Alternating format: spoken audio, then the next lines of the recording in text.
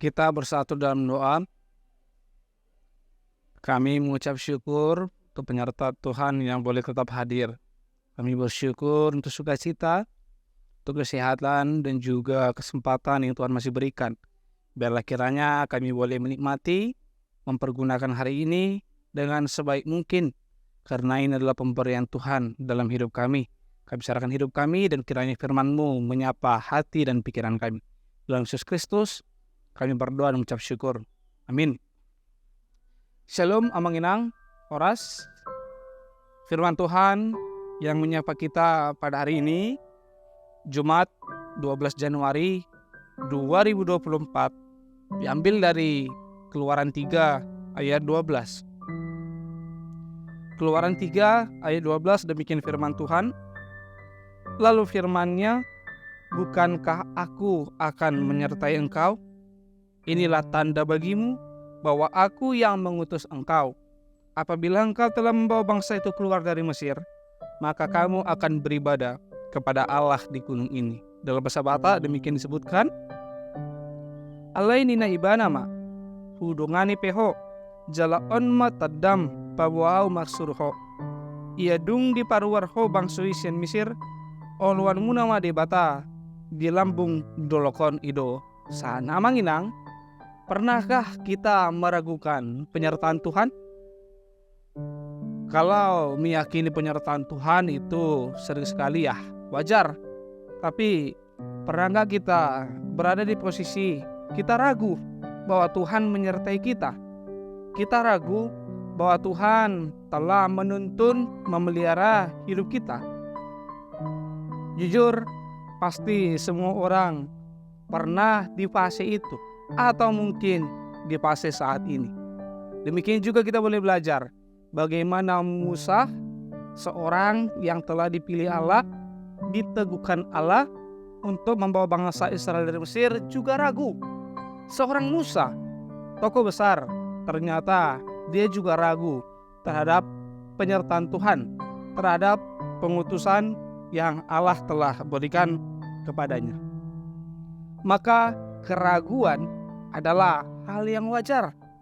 Keraguan itu bagian dari kemanusiaan kita. Maka tidak apa-apa kalau kita ragu. Tapi jangan ragu terus. Jangan bingung terus. Jangan tidak percaya terus. Kita tidak cukup hanya sampai di situ, karena Allah telah memberikan tanda bagi kita. Amanginang, Musa kuat. Musa semangat kembali. Musa yakin dengan penyertaan Tuhan dan pemilihannya sebagai orang yang akan membawa bangsa Israel keluar dari Mesir. Karena apa? Karena Allah memberikan tanda kepadanya. Apa tandanya? Inilah tanda bagimu bahwa aku yang mengutus engkau. Apabila engkau telah membawa bangsa itu keluar dari Mesir, maka kamu akan beribadah. Tandanya adalah ibadah. Tandanya adalah bahwa Tuhan akan mengeluarkan bangsa Israel dari Mesir. Maka peristiwa besar, terbuangnya bangsa Israel ke Mesir, kemudian mereka sampai ke tanah Kanaan, itu adalah penyertaan Tuhan. Itu adalah bukti kekuasaan Tuhan yang hadir. Bukan kekuatan Musa, bukan kekuatan bangsa Israel. Nah, pertanyaannya sekarang, Amanginang dan rekan-rekan sekalian, teman-teman sekalian, apa tanda-tanda ilahi di dalam diri kita? Apa tanda Allah bagimu, bagiku, bagi kita? Bagaimana kita boleh melihat tanda-tanda yang telah Allah berikan dalam hidup kita masing-masing? Karena tentu tanda itu pasti berbeda. Tidak semua orang memiliki tanda yang sama dari Tuhan. Semua berbeda. Nah, tugas kita adalah bagaimana kita boleh melihat, boleh menyadari, dan juga boleh mensyukuri, memanfaatkan tanda-tanda yang telah Allah berikan dalam hidup kita. Kita hanya perlu fokus. Kita hanya perlu berefleksi. Kita hanya perlu merenung bagaimana Allah menyertai kita melalui tanda-tanda yang telah berikan. Karena apa? Sudah jelas Allah telah memberikan tanda yang jelas dalam hidup kita. Tinggal bagian kita. Dan selanjutnya, jika kita boleh lihat, Amanginang dan rekan-rekan sekalian, setelah kita dikuatkan dengan tanda dari Allah, bukti penyertaannya, ternyata kita terpanggil untuk ibadah. Ibadah di gunung Allah, demikian di sini disebutkan. Maka ibadah ternyata adalah respon terhadap penyertaan Tuhan. Ibadah adalah respon kita, reaksi kita akan apa yang telah Allah berikan dalam hidup kita. Maka ibadah bukan kekuatan, bukan momen untuk menyogok Allah. Ibadah bukan untuk menyombongkan diri dengan segala pemberian yang telah Allah berikan. Tetapi ibadah adalah respon kita. Itu sebabnya kita boleh hadir dalam ibadah minggu, kita boleh hadir dalam pertanyaan, dalam PA, dan juga kita boleh menghadirkan pelayanan di tengah-tengah kesibukan aktivitas kita, pekerjaan kita. Sehingga gunung Allah tidak hanya ada lagi di Sinai, di Horeb. Capek sekali pasti tentunya kita.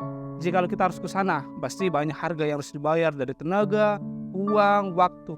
Tetapi jika kita boleh menyadari tanda Allah dan boleh mensyukurinya dalam bentuk ibadah kita, maka sesungguhnya kita adalah gunung Allah. Gunung Allah adalah diri kita, tubuh kita, keluarga kita, pekerjaan kita, lingkungan kita, sekolah kita, karena Allah hadir di sana. Mari menikmati hidup, mari merayakan kasih Tuhan, dan mari mencari tanda-tanda ilahi agar kita semakin diteguhkan bahwa ternyata Allah senantiasa menyertai hidup kita. Amin. Kita berdoa. Terima kasih Tuhan untuk firman-Mu yang boleh kembali menguatkan kami tengah keraguan kami.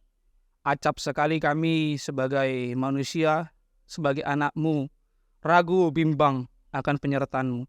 Tetapi melalui Musa, melalui teks ini kami dikuatkan bahwa Engkau senantiasa menyertai kami dan bahwa Engkau senantiasa memberikan tanda-tanda ilahi agar kami boleh dikuatkan. Tetapi kami sering sekali lupa, kami sering sekali gagal fokus, kami sering sekali buta terhadap tanda-tanda yang Allah telah tunjukkan dalam hidup kami. Ajari kami, bukalah hati dan pikiran kami agar kami boleh melihat bagaimana Engkau bekerja, menyelamatkan, memelihara hidup kami.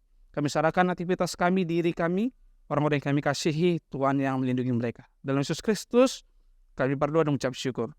Amin.